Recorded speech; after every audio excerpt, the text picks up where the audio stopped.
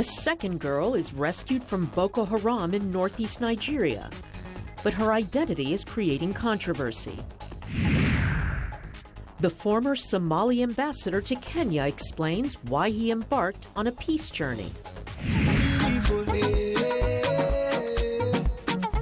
And a countdown of the continent's top 5 music videos. Africa 54 starts right now. Good evening, I'm Esther Gidu. This is Africa 54. Vincent Makori is off today. Tonight in Nigeria, a second girl has been rescued from the grasp of the violent terrorist group Boko Haram.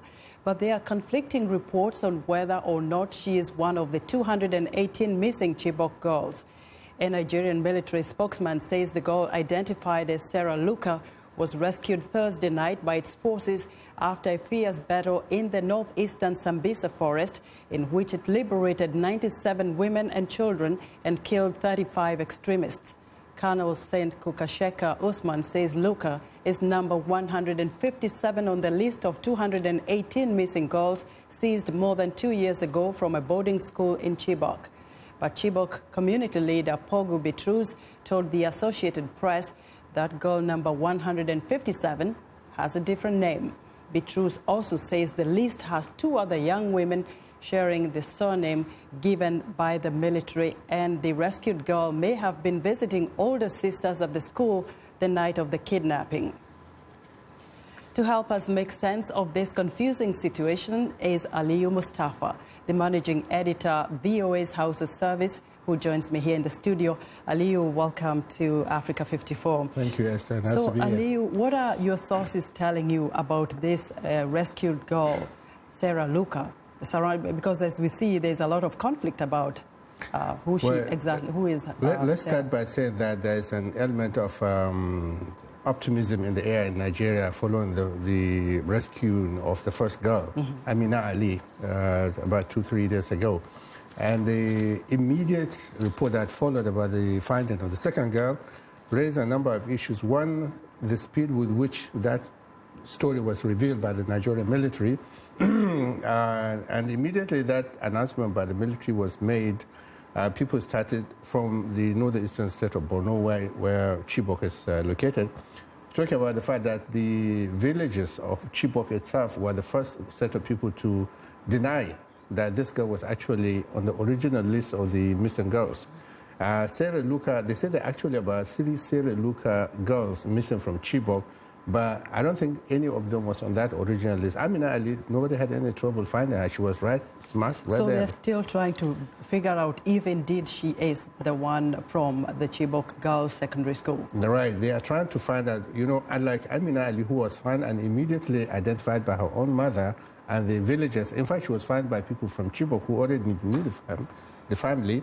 This one was essentially found only by the military, and the military was rushed into announcing. So now what we have in Nigeria is a situation where it is the military, word against every other word.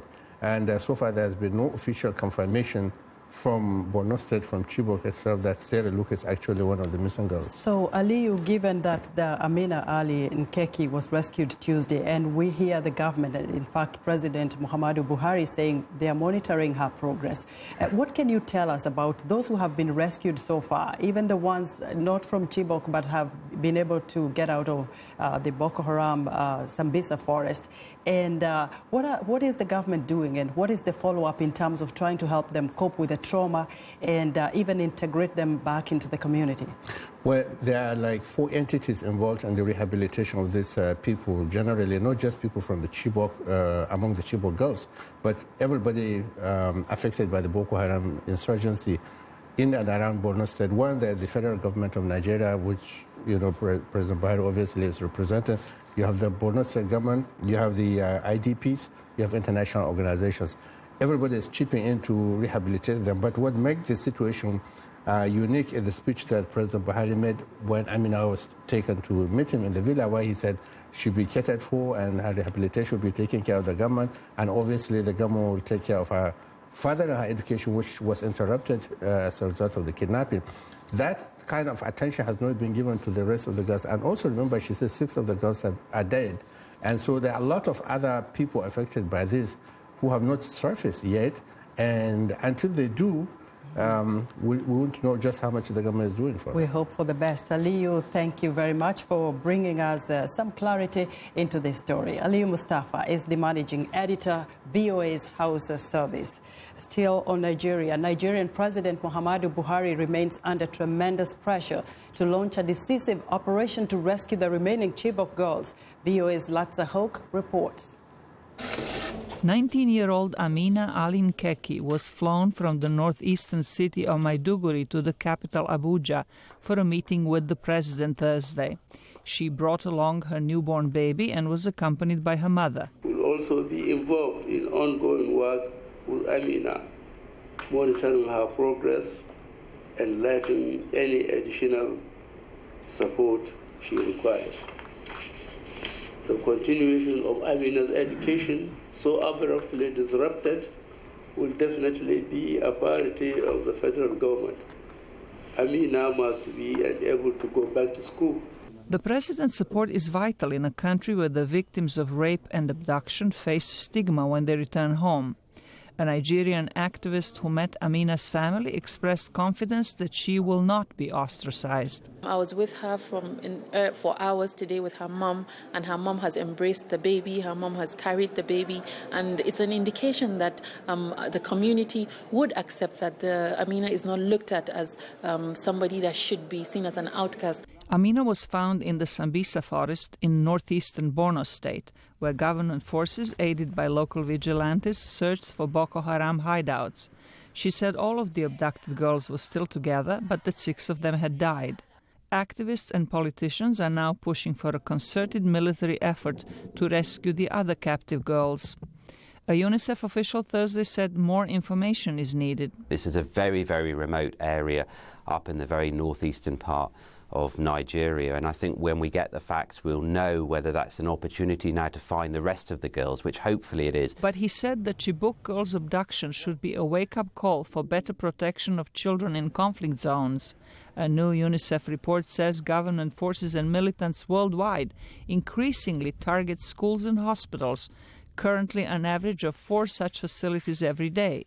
In Nigeria, 338 schools were destroyed or damaged between 2012 and 2014, most of them in the country's north, where Boko Haram remains a threat. Zlatica Hoke, VOA News, Washington. The Egyptian army announced that it has found debris from the Egypt Air jet that went down in the Mediterranean Sea. Egyptian television broadcast a bulletin about the discovery nearly 300 kilometers north of Alexandria. The find comes after the plane plunged into the water early Thursday while approaching Cairo on a flight from Paris with 66 passengers and crew on board.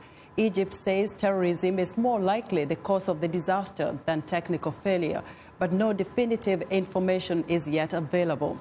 A search for the main wreckage and flight data recorders continues. Families of those on board are keeping vigil at Cairo airport for any news of their loved ones. The leading suspect in last November's horrific Paris terror attack is facing questions from French investigators Friday for the first time since he was extradited from Belgium last month. Salah Abdeslam was whisked into the court building under heavy security. His testimony may provide some insight into the planning and strategies used by the Islamist extremists in the execution of the terrorist attack. He could also detail any connections between the attacks in Paris and Belgium, which were both carried out by the Islamic State group. Abdeslam was arrested in March in Brussels, where he grew up after being on the run for months. The Minneapolis terror trial of 3 men accused of attempting to join ISIS continues on Friday. FBI informant Abdi Rahman Bashir is testifying. He is one of several key witnesses the government plans to put in the witness box. Secret recordings made by Bashir about conversations of the men allegedly discussing travel plans to Syria were played to the jury on Thursday. Some of the recordings were made inside a mosque in Minneapolis. Meanwhile, a group of people demonstrated outside the courthouse in Minneapolis. VOA reporter Falastin Iman says the group were protesting against the prosecution of Somali boys. The protesters chanted, "Hey Lugar," let us be clear, Somali youth are welcome here. Hey Winter, let us be clear, Somali youth are welcome here. Andy Luga is the Minnesota Attorney General and Andrew Winter is Assistant Attorney General and the lead prosecutor. Mohammed Abdi Hamid Farah Abdul Rahman Yassin Dawood and Guled Ali Omar are accused of conspiring to provide material support to a terrorist organization, ISIS, and conspiring to commit murder abroad.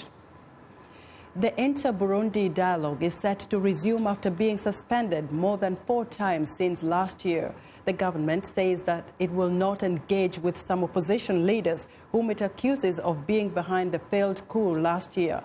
Moses Habyarimana reports from Bujumbura.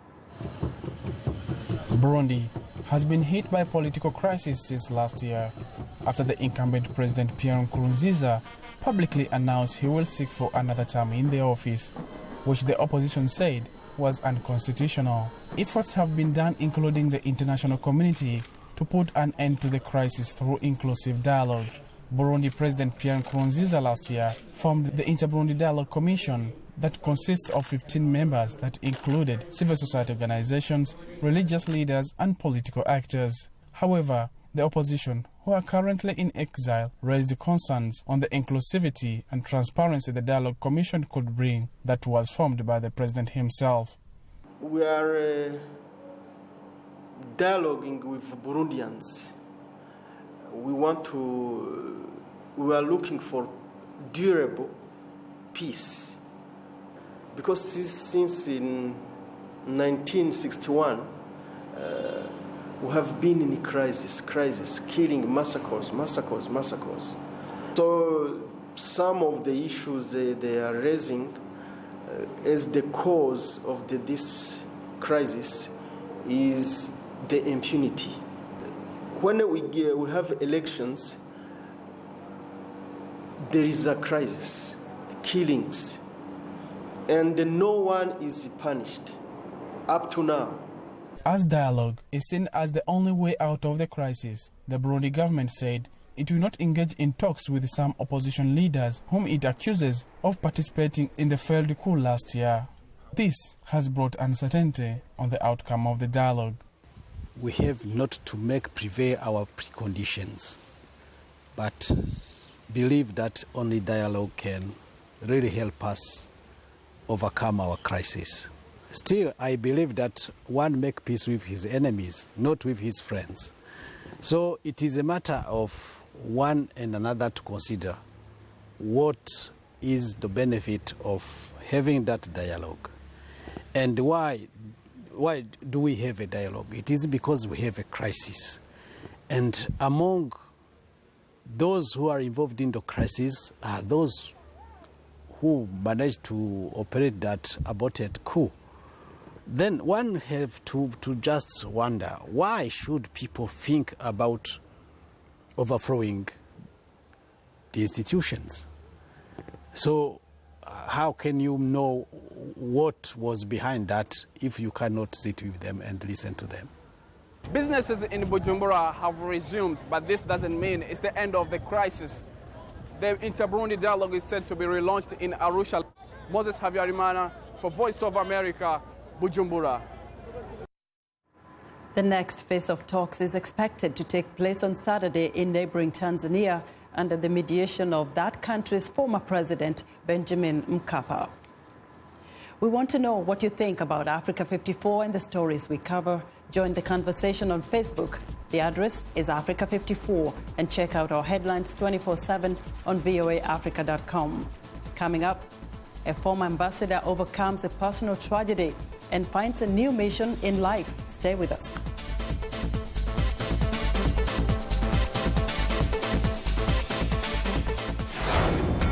This is BizBeat. For crying out loud, good-looking men in Tokyo are making money from women who cry. Japanese women hire men to wipe away their tears in the workplace or in medical facilities. Tomoko Yokohama says it's a form of stress relief. It's not that there is anything sad happening to me. Watching scenes or words in those videos, I became touched and cried. I feel refreshed now and my stress is gone. But you have to be trained and licensed to be an ikimeso, a combined word meaning attractive and crying. Ikimeso founder Hidefumi Yoshida. When humans cry, the frontal lobe of our brain is activated and serotonin is released, affecting specific nerves which can relieve stress. These trained professionals use a variety of methods to inspire women to cry, from visual aids to telling stories. How much does it cost to cry on a handsome man's shoulder? About $70 a session. For VOA's BizBeat, I'm Philip Alexio.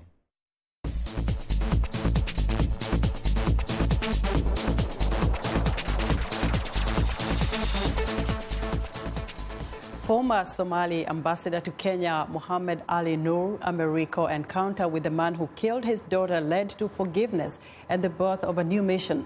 In part 2, a conversation with Ambassador Ali Nur, he tells Vincent Makori how and why he embarked on what he calls a peace journey. I've listened to an interview that VOA did to an old man who said that he was in Somalia, who said that the family members of the person who killed his son, who was 34 years old, came to him and asked for forgiveness. And he said that in Somalia, you know, they bring cows and camels, you know, for the person they killed. He said that he told them that he forgave them, and he did what Ambassador Mohammed Ali Americo did. So that really hit me, make me preach and go talk to people. And really, that's what I'm preaching, telling people that we really need to let the people speak reconciliation, like it happened in South Africa and Rwanda. People have many things to say. Yes. Now, we know that, you know, so many people have been wronged in Somalia. So many people have lost their relatives in such painful and tragic ways. What response have you been receiving, especially from those who may have wanted retribution? They wanted revenge, which is almost a natural thing to every human being. You know, fortunately, you know, I haven't gotten any message, people who want to revenge. Last week, actually 10 days ago, before I came here, I was in Nairobi. I got a message from a lady who's I believe it was in Norway, who told me that her mom is in Somalia. She went to Somalia, and families or someone came to her, the mother, telling her that their son killed one of their family members.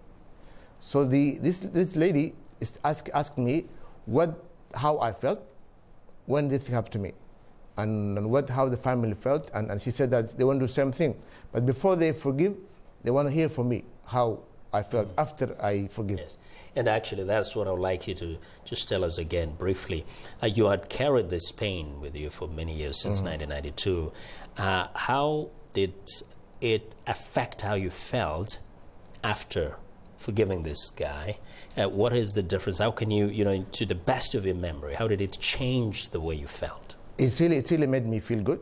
I had two sons who were older than my daughter at that time, and my older boy, my son Jibril, he remembered his sister, and him also. He had this feeling, and he said that I did the good thing. And myself, I really felt good, and I believe that Somalia needs this kind of forgiveness.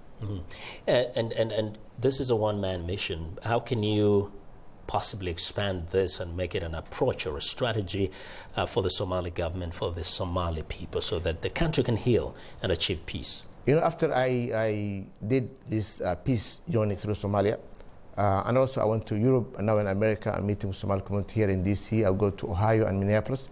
What I have seen my journey, that people, every city I went to, people ask me about this story. They said that, please tell us how you felt, even though they heard from the radios and TVs, but they want to hear from me. And I've seen people that I talk to, people crying, people become emotional, and that really tells me that we need this kind of mission, this kind of forgiveness inside Somalia. It's time now for a short break. Still to come on Africa 54, the continent's hottest music hits. We'll be right back.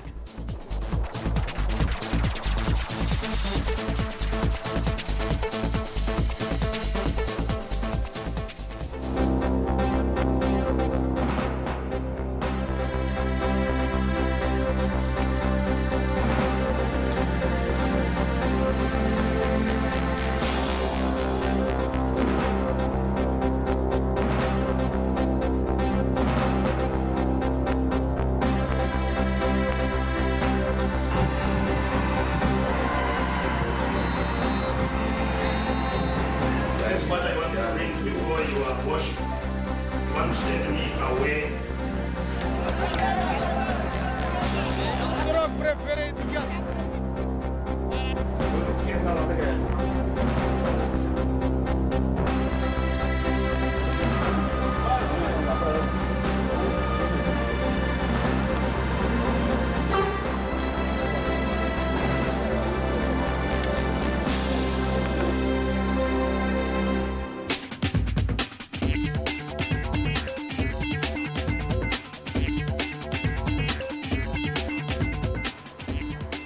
And welcome back to Africa 54. Here's what's trending. Meet Valkyrie, a humanoid robot created by NASA. NASA originally designed Valkyrie, who's nicknamed Val, several years ago to compete in the Disaster Relief Robotics Contest hosted by the U.S. military's Defense Advanced Research Projects Agency. Now the space agency is looking for outside expertise to craft her into a kind of space mechanic. NASA hopes that robots like Val could be pioneers in the colonization of Mars as part of an advanced construction team that sets up habitat for human explorers. Val is still finding her feet, but she has time. Here is still another 2 decades before NASA aims to land humans on Mars in the mid-2030s. Next up, at 5'10", 19-year-old Magnolia Memuru is every bit a modern-day beauty queen. She's also the Northern Territory of Australia's first representative in the Miss World pageant, a feat she hopes will attract modeling scouts. Memuru spent a lot of her childhood fishing and hunting. She got her big break in the beauty world last year. This has led her to fronting the Northern Territory's fashion festival. Memuru's emergence as a Miss World representative comes at a time when competitions for indigenous models are cropping up. The national competition is in July. And finally, the Chinese city of Shenzhen is the world's electronics manufacturing capital. So what better place to be for entrepreneurs with ideas they want to turn into actual devices? Stairs present a difficult challenge for the most robots, but not the Rovensa robot. The Swiss startup remotely operated rover is meant for use in disaster areas inaccessible due to contamination and rough terrain. Ping pong enthusiasts came up with this table tennis training machine, and it's about the size of a large pineapple and can be programmed via smartphone to fire balls at specific areas and give them certain spins. Hungry? Living Farms founders are marketing mealworms as a healthy, sustainable, and versatile food option. And that's what's trending today.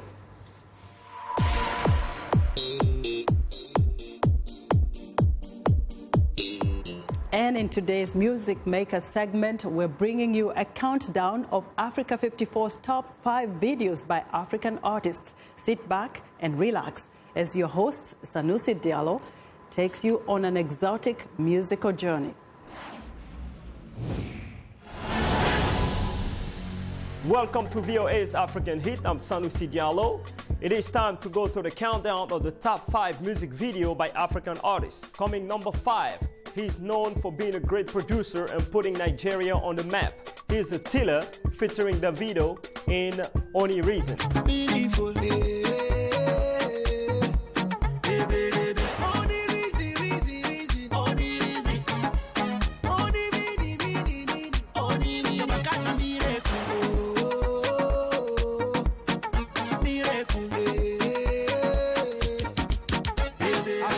We head into the South now to introduce the number 4 video of the week. Coming from the Rainbow Nation, South Africa, here's Mafikizolo in Konu featuring Oruru.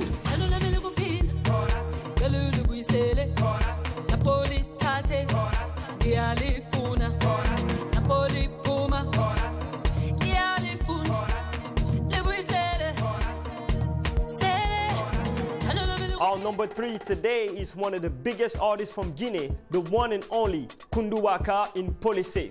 Idiom Didi Bus rapport Memba Ia. Didi yo!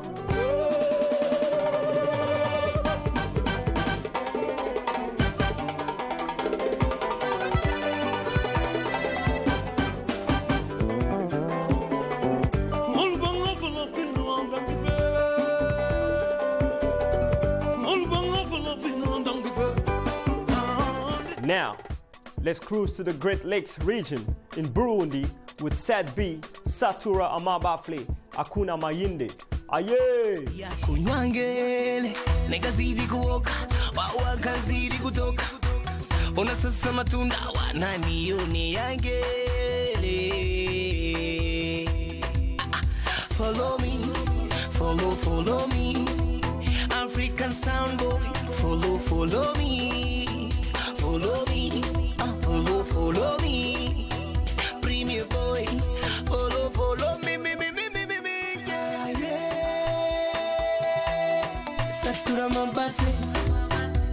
It is time now to introduce the numero uno music video of the week.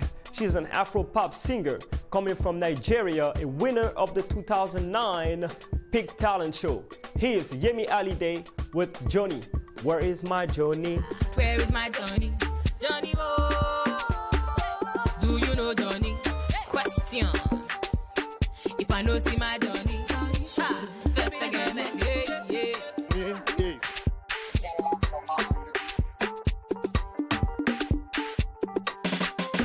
There's no way we will not see you.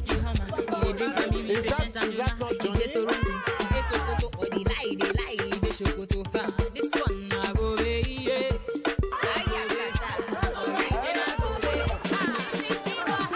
Johnny leave me follow Cynthia, and I don't know what to do. And he talk say I no do like the way Cynthia they do. Johnny give Uche belle, he talk say he want marry nene. Johnny Bo, I'm looking for my Johnny. And that's all for today. Make sure you check our social media pages and leave us a comment at VOA's African Hit. The African Musical Countdown, it's on VOA African Hit. Once again, thanks for watching. We'll see you next week. So today we want to ask you, this thing what you do, you think say good to break hearts of more than 4 women.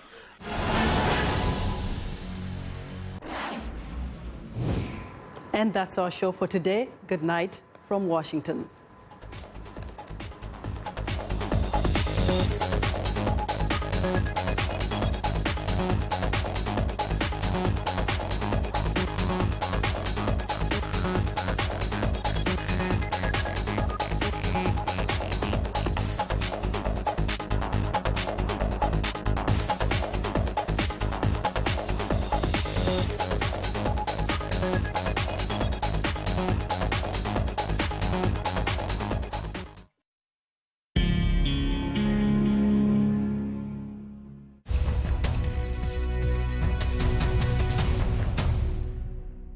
Welcome to the Voice of America's Newswords.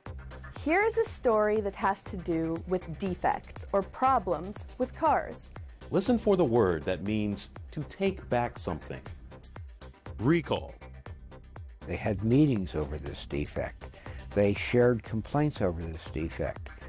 Yet there was no investigation by the government and no recall by General Motors until 10 years later. Recall. It is a word that means to ask people officially to return something. In our story, there were major problems with some General Motors cars. The man says the U.S. government and the car company took too long to issue a recall, so the cars could be fixed.